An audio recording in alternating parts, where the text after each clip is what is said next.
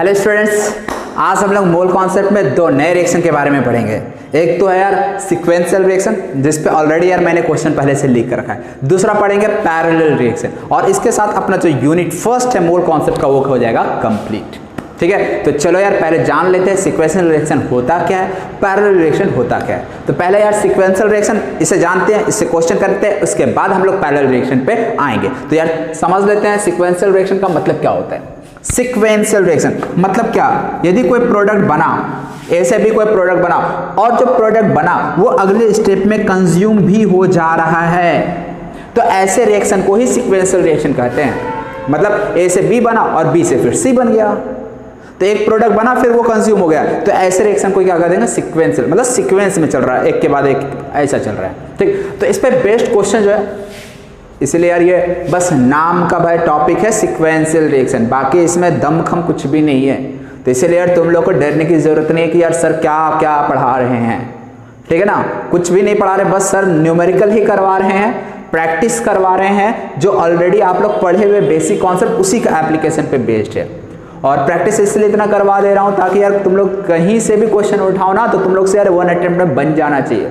और जरूरी है यार, यदि जेईई और नीट जैसे एग्जाम की तैयारी कर रहे हो ना, तो तुम्हें जब एग्जाम में क्वेश्चन देखने को मिलेगा ना, तो पता चला क्वेश्चन देखने के बाद तुम्हें ये सोचना ना पड़े कि यार इसमें कौन सा फॉर्मूला लगाएंगे, इसमें इस क्वेश्चन को कैसे सॉल्व करना है, उतना आपके पास सोचने का समय नहीं रहता है। आपको यार क्वेश्चन देखना है और तुरंत स्टार्ट हो जाना है।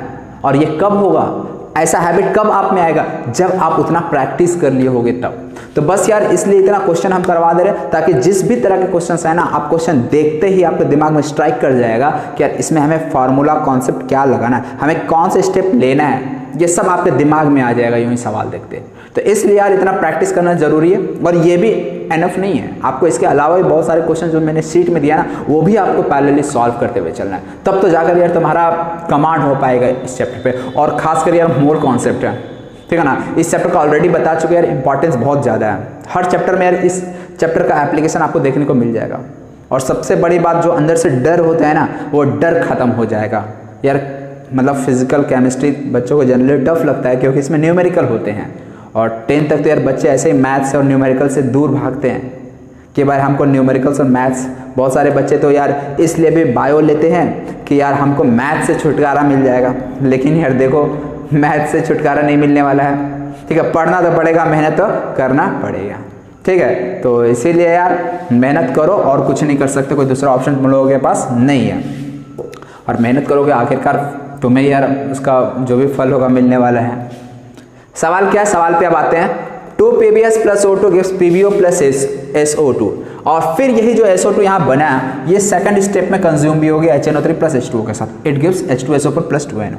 आपको बताना क्या था, how many grams H2SO4 can be obtained from 1320 gram PbS as per reaction sequence. देखो यार बताना क्या है, 1320 ग्राम PbS का दिया हुआ है, और इस PbS के 1320 ग्राम से 1320 ग्राम PbS से H2SO4 का कितना मास बनेगा, ये बताना है आपको। क्या करना होगा अपने को, तो यार देखो अपने को ज़्यादा कुछ नहीं करना है, बहुत ही जो बेसिक्स कॉन्सेप्ट है ना उसी को अप्लाई करना है यहाँ पे, जस्ट बेसिक्स कॉन्सेप्ट को। देखो यार हमारे पास PbS का मास दिया हुआ है, यदि हमें इसका मास पता है तो मोल्स ऑफ PbS बता सकते हैं। मोल्स ऑफ PbS कितना हो जाएगा, बता दो यार, बता दो यार बच्चा लोग। 1320 अपॉन में PbS का वेट, PbS का वेट कितना आ जाएगा, 208 + 32, दैट इज 240। 240, ये 0 0 उड़ गया, 6 4 जा 6 2 जा 12, 6 2 जा 12, 22/4, दैट इज 4 5 जा 20, 220, 4 5 जा 20। मतलब PbS का मोल्स आ गया 5.5 मोल्स आ गया। हमें बताना क्या, H2SO4 का मास। H2SO4 तो यार इसी वाले स्टेप में है, और हमें इसका मोल्स पता चल चुका है, PbS का मोल्स 5.5 है, हमें इसका मोल्स पता है, और हमें निकालना है H2SO4 का मोल्स। थोड़ा सोचो, वीडियो को पॉज करो और सोचो कि H2SO4 का मास आखिरकार हम निकालेंगे तो कैसे निकालेंगे। तो पहली बात तो यार आप डायरेक्टली मास नहीं निकाल सकते, आपको पहले मोल्स कैलकुलेट करना पड़ेगा। मोल्स आपको पता चल जाए तो आप मास निकाल सकते हो। तो अब मोल्स कैसे निकालोगे यार, थोड़ा यही आपको सोचना है। तो देखो यार PbS से SO2 बना, और जो SO2 यहाँ पे बना उसी को यूज कर लिया गया अगले रिएक्शन के लिए। मतलब यहाँ जितना SO2 बन रहा है ना, उतना ही SO2 इस रिएक्शन में भी यूज हुआ। मतलब ये SO2 जो बना ना उसको तुरंत यार अगले रिएक्शन के लिए यूज़ कर लिया गया। तो अब बात आती है यहाँ का SO2 कितना है भाई, यहाँ जितना SO2 बना उतना ही SO2 का मोल्स यहाँ पे भी आ जाएगा। और इतना यदि SO2 का मोल्स हमें पता चल गया तो अब तुम लोग बता दो यार, इस रिएक्शन में यदि हमें SO2 का मोल्स पता है तो H2SO4 का नहीं पता चल जाएगा? चल जाएगा यार पता, बहुत ईजी हो जाएगा फिर तो चलो यार SO2 का मोल्स बता दो यार तुम लोग। तो 2 से ये 3 मोलर रिएक्शन तो ऑलरेडी बैलेंस करके दे दिया है। तो अब देखो यार मोल्स ऑफ SO2 फॉर्म्ड कितना हो जाएगा यार? अब तो यार हलवा हो गया ऐसा सवाल तुम लोग यार। SO2 का मोल्स निकलना 3, इसका बाई 2 इंटू में 5.5। देख रहे हो किस तरह से यार ये हुई सवाल हो रहा है। 5 3 15, 5 3 15, 16.5 बाई में 2 दैट इज 8.25। यानी हमें SO2 का मोल्स पता चल गया 8.25। और जो अब यहाँ पे ये मत बोलना अच्छा ये कोफिशिएंट भी 3 3 से है, मान लो यार 3 और यहाँ पे 3 नहीं भी होता ना तो भी फर्क नहीं पड़ता, ठीक है। मोल्स बाय द वे यहाँ पे 8.25 मोल बना, जितना मोल यहाँ पे बना उसी को हमने HNO3 और H2O के साथ रिएक्ट करवा लिया। तो यदि SO2 का मोल्स इतना बना तो H2SO4 का मोल्स कितना बनेगा बता सकते हैं? बिल्कुल यार बता सकते हैं, दोनों का मोल सेम बन जाएगा, 3:3 का रेशियो ही तो है। तो यहाँ पे मैं बोल सकता हूँ यही मोल्स ऑफ H2SO4 भी होगा, समझे। अब यदि H2SO4 का मोल्स आ गया, हमें तो वेट ऑफ H2SO4 बताना था। तो अब बताओ भाई, अब मुझे बताने की जरूरत है 8.25 IN2 कितना कर दे 98, और ये कैलकुलेट करने पर कितना आ जाता है यार? ये आ जाता है 539 ग्राम। मैं आंसर लिख दे रहा हूँ डायरेक्ट, ठीक है ना। ये मत सोचना कि सर का कैलकुलेशन बड़ा स्ट्रांग है, ऐसा नहीं है, मैं आंसर देखकर लिख दिया हूँ। हाँ तो तुम लोग यार आप कैलकुलेट करोगे पेन, कॉपी पेन के हेल्प से, ठीक है। तो चलो यार अब नोट कर लो। देखिए सिक्वेंशियल रिएक्शन यही था, बस नाम का सिक्वेंशियल रिएक्शन, लेकिन कुछ भी नहीं है इसके अंदर, ठीक। तो ये हो गया सिक्वेंशियल रिएक्शन। अब हम लोग पैरेलल रिएक्शन भी देख लेते हैं तुरंत यार, 5 मिनट में पैरेलल रिएक्शन भी अपना कंप्लीट हो जाएगा। तो देखो यार नेक्स्ट है पैरेलल रिएक्शन। पैरेलल रिएक्शन का मतलब क्या है, बस ये आपको समझना है। मतलब यार जैसे यहाँ पे मैं एग्जांपल में लूँ तो कार्बन और ऑक्सीजन, ठीक है, कार्बन और ऑक्सीजन मिलकर 2 प्रोडक्ट बना सकता है, एक कार्बन मोनोऑक्साइड, दूसरा कार्बन डाइऑक्साइड भी बना सकता है, समझ रहे हो ना। कार्बन मोनोऑक्साइड भी एंड कार्बन डाइऑक्साइड भी बना सकता है, डिपेंड करता है ऑक्सीजन के अवेलेबिलिटी पे। यदि ऑक्सीजन एक्सेस में है कार्बन डाइऑक्साइड बना देगा, यदि ऑक्सीजन लिमिटेड अमाउंट में है तो कार्बन मोनोऑक्साइड बना देगा, ठीक है। यानी 2 रिएक्टेंट मिलकर एक साथ 2 रिएक्शन हो रहा है, एक कार्बन मोनोऑक्साइड बना रहा है और दूसरा साइड कार्बन डाइऑक्साइड बना रहा है। यदि ऐसा हो रहा है, एक साइड 2 रिएक्शन साथ में चल रहा है एक साथ साइमल्टेनियसली, तो ऐसे रिएक्शन को ही पैरेलल रिएक्शन कहते हैं, समझे। अब इस क्वेश्चन में क्या है यार समझते हैं, बाकी कॉन्सेप्ट कुछ नया नहीं है। आप लोग वीडियो पॉज करके थोड़ा बनाने की खुद से कोशिश करो, बन जाना चाहिए। कोई नया कॉन्सेप्ट पहले ही बता दिया, यूज नहीं होने वाला। कार्बन रिएक्ट्स विथ ऑक्सीजन, चलो यार react with oxygen forming carbon monoxide and और कार्बन डाइऑक्साइड। मतलब हो सकता है कार्बन मोनोऑक्साइड बना रहा हो या फिर कार्बन डाइऑक्साइड बना रहा हो या फिर दोनों बन रहा हो एक साथ, ऐसा भी हो सकता है। आगे depending on the availability of oxygen बता दिए, ऑक्सीजन लिमिटेड रहा तो मोनोऑक्साइड बनेगा, एक्सेस में रहा तो कार्बन डाइऑक्साइड बनेगा। आगे find moles of each product obtained when 160 gram oxygen reacts with 12 gram carbon, 120 gram carbon and 72 gram carbon. अब देखो यार आपको find moles of each product obtained, जो भी प्रोडक्ट बन रहा होगा ना उसका आपको मोल्स बताना है। और जब 160 ग्राम ऑक्सीजन को रिएक्ट कराया जाए 12 ग्राम कार्बन, इतना एंड इतना, मतलब 3 केस दिया गया है। पहले आपको 12 ग्राम कार्बन के साथ ऑक्सीजन कितना रखना है 160 ग्राम ऑक्सीजन, ठीक है। तो फिलहाल अभी प्रोडक्ट क्या मिलेगा, CO और CO2 मिल सकता है। ऐसे फर्स्ट प्रोडक्ट क्या मिलता है, लिमिटेड अमाउंट में रहा तो C + ½ O2 it gives CO। तो अब देखते हैं ऑक्सीजन लिमिटेड है या एक्सेस में है, कैसे चेक करेंगे। तो लिमिटिंग और एक्सेस रिएक्शन तो निकालना आता ही आप लोगों को, तुम लोग यार इतना होशियार हो ही पहले से। कार्बन कितना यार बता, कार्बन को 12 ग्राम लेना। केस हम लोग एक केस नंबर 8 की बात कर रहे हैं, अभी 12 ग्राम लिए। ऑक्सीजन तो 160 ग्राम फिक्स है। यदि ऐसा है तो मोल्स बता दो यार कितना हो जाएगा, कार्बन का मोल्स कितना हो जाएगा 12 ग्राम है, 1 मोल हो जाएगा यार, बताने की जरूरत है क्या, नहीं। 160 ग्राम है तो मोल्स इसका कितना हो गया 160 अपॉन बता दो यार, बता दो कितना हो जाएगा 16 × 32। अभी हमें चलो यार ये हाफ ऑफ छोड़ दो, इधर प्रोडक्ट क्या मिलेगा ये भी हमको अभी नहीं पता, ठीक है। काट छाट करो, 16 10 जा 16 2 जा 2 5 जा, यानी मोल्स ऑफ O2 कितना है 5, मोल्स ऑफ कार्बन कितना है 1, क्लियर है 1 और इसका मोल्स है 5। अब देखो इसका मान लो यार C plus half O2 add कर CO बना रहा है। पहला रिएक्शन मैंने ये एज्यूम कर लिया, ठीक है ना। हमेशा याद रखिएगा कार्बन डाइऑक्साइड कैसे बनता है। कार्बन डाइऑक्साइड कैसे बनता है? कार्बन डाइऑक्साइड बनता है कार्बन मोनोऑक्साइड प्लस ऑक्सीजन से मिलकर बनता है कार्बन डाइऑक्साइड। याद रखना ये चीज। कार्बन और ऑक्सीजन पहले कंबाइन करेगा तो पहले कार्बन मोनोऑक्साइड ही बनाता है। फर्स्ट स्टेप में क्या बनाता है? कार्बन मोनोऑक्साइड ही बनाता है। लेकिन जो कार्बन मोनोऑक्साइड बना उसको और फर्दर ऑक्सीजन मिल गया, यदि वहां ऑक्सीजन अवेलेबल है तो कार्बन मोनोऑक्साइड उसी ऑक्सीजन के साथ कंबाइन करके कार्बन डाइऑक्साइड बना देता है। समझे ना? तो इसीलिए आपको फर्स्ट अटेम्प्ट में क्या बनाना? कार्बन ऑक्सीजन के साथ कार्बन मोनोऑक्साइड बनाना है। अब यदि कार्बन मोनोऑक्साइड तो बन गया, अब मान लो ऑक्सीजन बचा रह गया, तो फिर ऐसे में आपको फिर से एक और रिएक्शन करवाना है ये वाला, और फिर कार्बन डाइऑक्साइड भी बनाना है। समझ रहे हो ना? तो चलो यार पहले हम कार्बन मोनोऑक्साइड बनाएंगे। तो इसका 1 मोल के लिए इसका कितना मोल का रिक्वायरमेंट है? Half mole. और हमारे पास कार्बन का 1 मोल दिया भी है यार। इसका 1 मोल है तो ऑक्सीजन का कितना मोल यूज होगा? हाफ मोल यूज होगा। ये तो 5 मोल दिया हुआ है। इसका मतलब ऑक्सीजन का बहुत सारा मोल बच जाएगा। कितना मोल बच जाएगा यार? 4.5 मोल बच जाएगा, क्योंकि 1 मोल के लिए तो हाफ मोल इसका रिक्वायर्ड है। तो यहाँ पे 1 इसके लिए, तो मोल्स ऑफ O2 लेफ्ट में लिख दूं। मोल्स ऑफ O2 लेफ्ट कितना हो जाएगा? 5 माइनस में 0.5 दैट इज 4.5 मोल्स बच जाएगा। समझ रहे हो ना तुम लोग यार? समझ आ रहा है कि नहीं? कुछ भी समझ तो आना चाहिए यार तुम लोगों को। अब यहाँ पे यार कैमरा के सामने में तो तुम लोग हो नहीं बैठकर कि मुझे समझ आए कि तुम लोगों को समझ आ रहा है कि नहीं आ रहा है। चलो कोई बात नहीं यार, नहीं समझ आए तो आपको पूछना पड़ेगा। हाँ, मोल्स ऑफ O2 लेफ्ट है 4.5।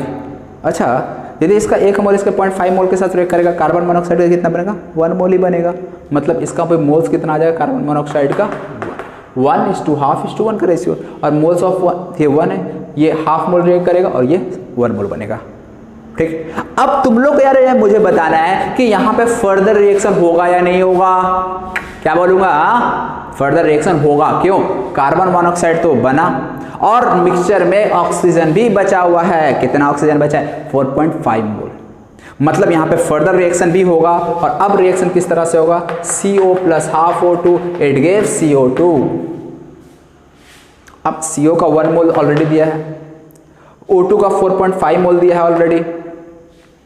अब CO2 का कितना मोल बनेगा देख लेते हैं। तो इसका 1 मोल, इसका 4.5। अगेन यदि लिमिटिंग रिएजेंट की बात करूं तो लिमिटिंग रिएजेंट कौन है? कार्बन मोनोऑक्साइड ही लिमिटिंग रिएजेंट होगा। इसका 1 मोल के लिए इसका हाफ मोल जरूरत पड़ेगा। अगेन यार यहाँ पे क्या बचा मिल जाएगा तुम्हें?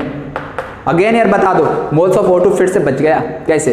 कार्बन मोनोऑक्साइड का 1 मोल के लिए ऑक्सीजन का कितना मोल का जरूरत पड़ेगा? 0.5 मोल। और ये तो है 4.5 मोल। इसका मतलब यहाँ पे 4.5 में से 0.5 हटा दो, मतलब 4 मोल ऑक्सीजन का अब भी बचा रह जाएगा। और मोल्स ऑफ CO2 फॉर्म्ड कितना हो जाएगा?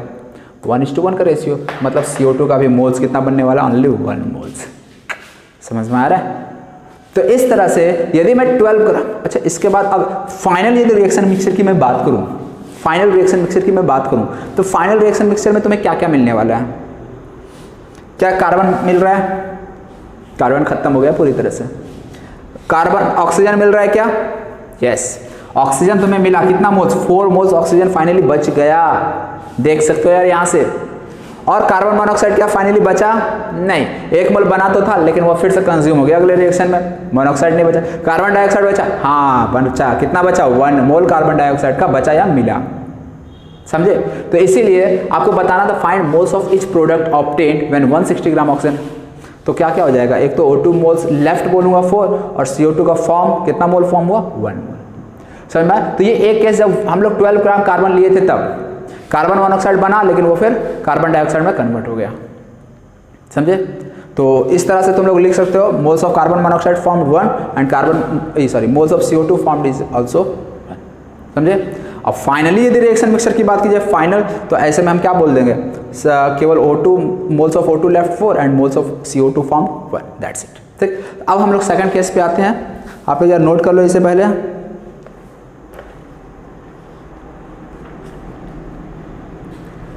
मैं मिटा दे रहा हूं। अच्छा, यहाँ पे ऐसे बोला गया था find moles of each product obtained when 160 gram oxygen reacts with, तो मैं क्या बोल दूंगा, फाइनली रिएक्शन में प्रोडक्ट का बोला गया ना, mass of moles of each product form, तो मैं फाइनली केवल बोलूँगा CO2 का ही मोल्स बन रहा है, कितना मिल रहा है, O2 तो प्रोडक्ट में आ नहीं रहा है ना, तो इसीलिए मैं क्या बोलूँगा, मोल्स ऑफ CO2 ओनली 1। और CO की बात करें तो 0 मोल CO इस फॉर्म बोल दूंगा मैं, क्यों, क्योंकि वो कंज्यूम हो चुका है रिएक्शन में। चलो सेकंड पार्ट यहाँ पे क्या है, 120 ग्राम कार्बन है, 120 ग्राम कार्बन। सबसे पहले तो कार्बन और ऑक्सीजन कंबाइन करेगा तो कार्बन मोनोऑक्साइड ही बनाएगा, ये तो यार याद ही रखना तुम लोग। अब ये 12 ग्राम है और ऑक्सीजन का है 120 ग्राम, तो मोल्स तो यार यूं ही तुम लोग निकाल डालोगे। ये कितना है 10, इसका 1 मोल के लिए इसका कितना चाहिए था, हाफ मोल चाहिए था, गलती हो गया ना। ये 120 ग्राम है तो इसका मोल्स कितना आ जाएगा 10, कार्बन 120 है ना, और ऑक्सीजन का तो 160 अब भी है, तो ये 160/32 वही रह जाएगा, दैट इज 5 मोल्स ही रह जाएगा। ठीक है, तो कार्बन हाफ O2 के साथ कंबाइन करके कार्बन मोनोऑक्साइड फर्स्ट स्टेप बनाएगा। चेक करते हैं, इसका यदि 1 मोल है तो इसका कितना मोल चाहिए था, हाफ। इसका यदि 10 मोल है तो इसका कितना मोल चाहिए था, 5। मतलब एग्जैक्टली उसी रेशियो में दिया गया जिस रेशियो में रिक्वायर्ड था कार्बन एंड ऑक्सीजन का अमाउंट। इसका 1 के लिए इसका हाफ, तो यदि इसका 10 मोल ले तो इसका 5 मोल चाहिए था, 5 मोल ही दिया है। इसका मतलब यहाँ पे ये दोनों कंप्लीटली रिएक्ट करके कार्बन मोनोऑक्साइड बना देगा, और ये दोनों में अब कोई भी बचने वाला नहीं है। कार्बन मोनोऑक्साइड का मोल्स कितना बन जाएगा बता सकते हो? कितना बन जाएगा? 1 से 1 मतलब 10 से 10 में। अब बताओ क्या यहाँ पे CO2 बनने वाला है? नहीं बनने वाला है। क्यों? कार्बन मोनोऑक्साइड तो 10 मोल मिला, लेकिन कार्बन मोनोऑक्साइड को ऑक्सीजन चाहिए कार्बन डाइऑक्साइड बनाने के लिए। क्या कार्बन मोनोऑक्साइड के साथ ऑक्सीजन दिख रहा है कहीं? ये भी 0, ये भी 0। तो बस यार फाइनल आंसर क्या होगा? Find moles of each product. तो moles of CO form equal to 10, CO2 तो बना ही नहीं, 0। क्लियर? वेरी गुड यार, शाबाश। जिनसे बन रहा बहुत अच्छी बात है। थर्ड, अब जिनसे नहीं बना था ना, थर्ड वाला यार कम से कम बना दे तुम लोग यार। 72 ग्राम। चलो यार, C plus half O2 8 give CO पहले लिखूंगा मैं। कार्बन कितना है? 72 ग्राम, और ये तो 160 ग्राम फिक्स है। मोल्स ऑफ कार्बन कितना आ जाएगा? 6। मोल्स ऑफ O2 कितना आ जाएगा? 5। ठीक है, चलो यार बहुत अच्छी है। अब इसका यदि 1 मोल है तो इसका हाफ मोल, इसका 6 मोल है तो इसका कितना मोल चाहिए था? 3 मोल चाहिए था। सही बोल रहा हूँ यार मैं? यदि इसका 1 मोल है तो इसका हाफ मोल, तो यदि इसका 6 मोल है तो इसका कितना मोल चाहिए था? 3 मोल चाहिए था। लेकिन यहाँ पे कितना मोल दिया हुआ है? इसका 5 मोल दिया है। इसका मतलब मोल्स ऑफ O2 यहाँ पे left, moles of O2 left कितना हो गया? 2। 6 के लिए 3 चाहिए था, लेकिन ये तो 5 दिया है, तो 2 मोल्स बच गया। और मोल्स ऑफ CO फॉर्म्ड कितना हो गया यहाँ से? CO फॉर्म्ड 1 से 1 बन रहा है, तो इसका 6 मोल है तो ये भी कितना बनेगा? 6 मोल बनेगा। लिमिटिंग रिएक्शन कार्बन ही है यार, लिमिटिंग रिएक्शन कार्बन, इसलिए मैं सारा जो कैलकुलेशन कर रहा हूँ कार्बन के रेस्पेक्ट में कर रहा हूँ हर जगह। हाँ, यहाँ पे लिमिटिंग रिएक्शन कौन था? दोनों, यहाँ कार्बन और ऑक्सीजन दोनों लिमिटिंग रिएक्शन था, दोनों कंप्लीटली कंज्यूम हो जा रहा था। हाँ, तो मोल्स ऑफ O2 लेफ्ट आ गया 2। अब यहाँ पे बताओ, CO तो 6 मोल बना, अब फर्दर रिएक्शन होगा या नहीं होगा? होगा। क्यों होगा? क्योंकि यहाँ पे CO के साथ साथ O2 भी प्रेजेंट है, इसलिए। यदि ऐसा है तो चलो यार बहुत अच्छी बात है। Sorry, CO plus half O2 8 give CO2। अब मोल्स ऑफ CO कितना लिखूंगा मैं यहाँ? 6। O2 का मोल्स कितना लेफ्ट? 2। अब चलो यार तुम लोग बता दो अब आगे रिएक्शन किस तरह से होगा। तो CO का यदि 6 मोल है तो इसका कितना मोल चाहिए था? 3 मोल। इसका मतलब लिमिटिंग रिएक्शन CO नहीं हो पाएगा। तो अब ऐसा हम लोग सोचते हैं, यदि इसका 2 मोल है तो इसका कितना मोल चाहिए था? ये हाफ है ना, O2 का रेशियो हाफ है, इसका 1 है, मतलब ये वाला डबल होगा, यानी ये 2 है तो ये कितना होना चाहिए था? 4 होना चाहिए था। समझ रहे हो? ये हाफ है और ये 1 है ना कोफिशिएंट, मतलब कार्बन मोनोऑक्साइड इसका डबल होना चाहिए, यानी ये 2 है तो ये कितना होना चाहिए? 4 मोल होना चाहिए। समझ रहे हो? तो यदि अब ऐसे ना समझ रहे हो तो लिमिटिंग रिएक्शन वाला कॉन्सेप्ट से भी तुम लोग जा सकते हो, ठीक है ना। मैं जस्ट रेशियो देख के ही बता दे रहा हूँ, ईजी पड़ता है यार। तो हाफ से 1 है तो ये 2 से ये 4 चाहिए, मतलब यहाँ पे CO बच रहा है, यही समझना है केवल। तो मोल्स ऑफ CO कितना? लेफ्ट में लिख देता हूँ। मोल्स ऑफ CO लेफ्ट कितना?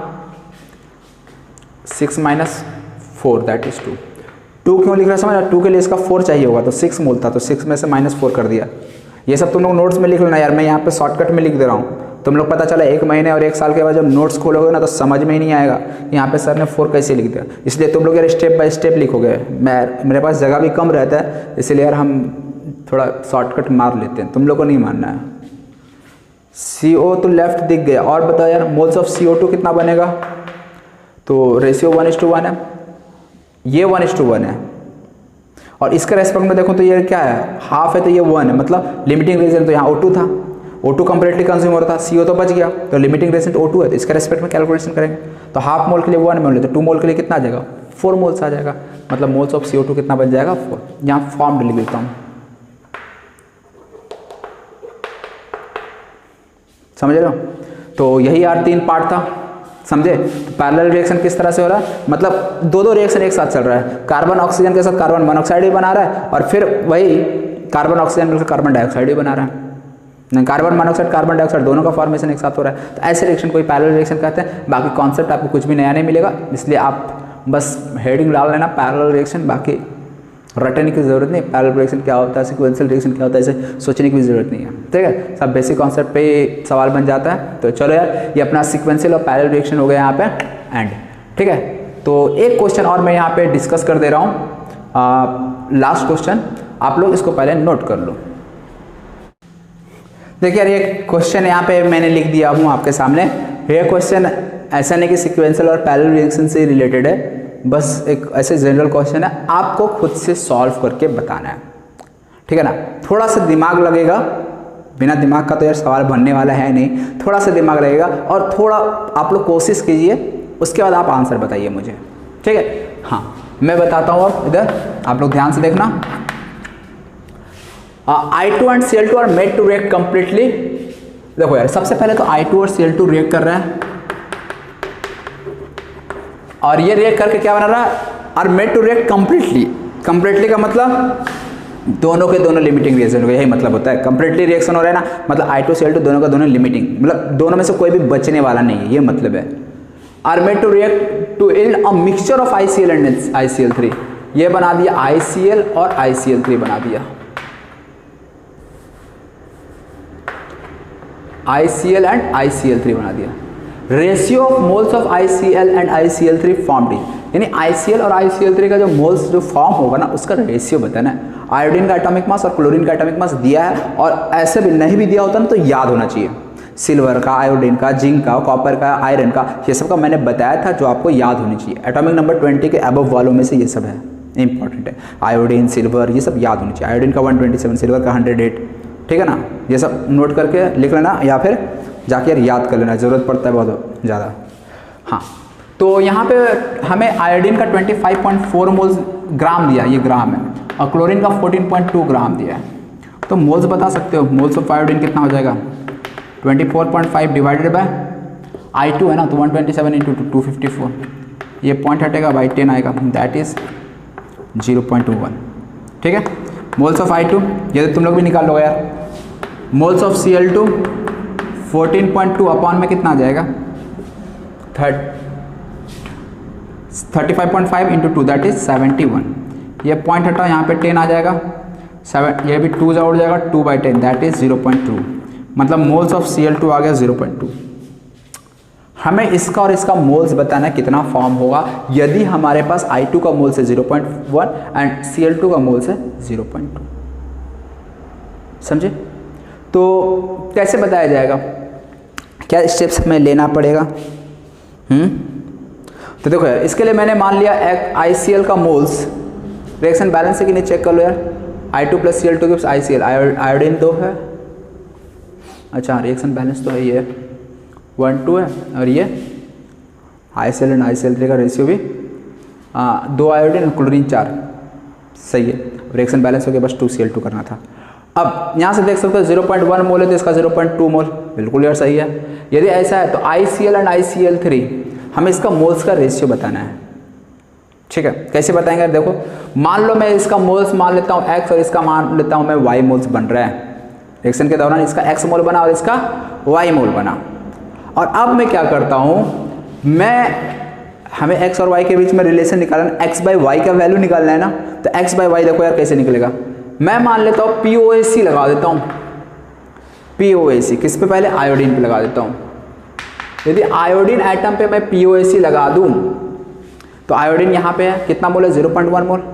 तो total moles of iodine atom कितना हो जाएगा, तो एक मोल में 2 आयोडीन है और हमारे पास I2 का कितना मोल से 0.1 मोल है, तो कितना हो जाएगा 2 × 0.1, ऑलरेडी बताया ना, एक मोल में 2 है तो 0.1 मोल में कितना होगा 2 × 0.1, तो 2 × 0, ये रिएक्टेंट साइड में है।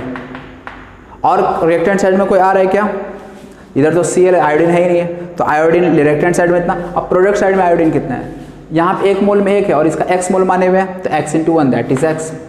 I यहाँ पे भी है तो सम करना पड़ेगा यार, तो यहाँ पे आयोडीन का 1 मोल, ICl3 के 1 मोल में आयोडीन का 1 मोल, इसका y मोल हमने माना हुआ है, तो y × 1 that is y। Iodine पे POC कैसे लगाया, इसके क्लियर है। तो यहाँ से एक इक्वेशन में क्या बोल सकता हूँ, x + y = 0.2, इक्वेशन 1 हो गया, समझे। अब हम लोग अगेन POAC लगाएंगे, लेकिन अब किस पे, क्लोरीन आइटम पे लगाते POAC यदि क्लोरीन आइटम पे लगाऊं तो देखो यार जरा कितना हो जाएगा, Cl2 का 1 मोल लूँ तो इसमें 2 मोल क्लोरीन आइटम आएगा। यहाँ पे Cl2 का कितना है, 0.2 मोल है, तो 0.2 के लिए कितना हो जाएगा, 0.2 × 2। अब दिस इक्वल टू क्या होना चाहिए, क्लोरीन का प्रोडक्ट साइड में भी जितने मोल्स ऑफ आइटम है सेम करना पड़ेगा। इधर 1 मोल में 1 है, x मोल है तो x × 1 that is x, plus 1 मोल में 3 है और इस तरह से y मोल है तो y मोल में कितना होगा 3 × y, मतलब यहाँ से आ गया x + 3y = 0.4। हमें x और y का रेशियो निकालना, यहाँ से तो वैल्यू ही निकल आएगा यार, x/y बता देंगे, बहुत सिंपल हो गया। अब यार ये मैथमेटिक्स हो गया, केमिस्ट्री का तो काम खत्म। हाँ क्या करा जाए, इक्वेशन 2 - इक्वेशन 1 कर देते हैं, ठीक है। इक्वेशन 2 - 1 करेंगे तो 3y - y 2y बचा 0.5, मतलब यहाँ से y का वैल्यू कितना आ गया 0.1, ठीक है। यदि y का वैल्यू 0.1 आ गया तो x का वैल्यू कहाँ से निकाल लेंगे, यहीं से y का वैल्यू 0.1 आया ना, पुट करो, x का वैल्यू भी क्या आ गया 0.1 आ गया, x और y दोनों का वैल्यू आ गया, हो गया यार अपना।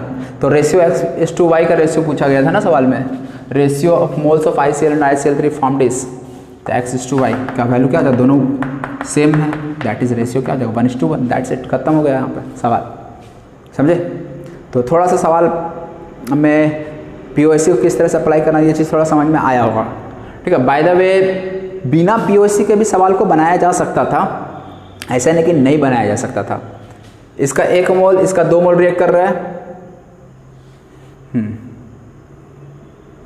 कैसे बनाया जा सकता था बताओ यार, लिमिटिंग रेजेंट, इसका 1 मोल से इसका कितना बनेगा, 1 मोल बनेगा, यानी इसका 0.1 मोल से इसका कितना बनेगा 0.1 मोल ही बनेगा, समझ रहे हो। ये मैं डायरेक्ट रिएक्शन को देखकर भी बोल सकते हैं ना, बहुत इजी हो गया।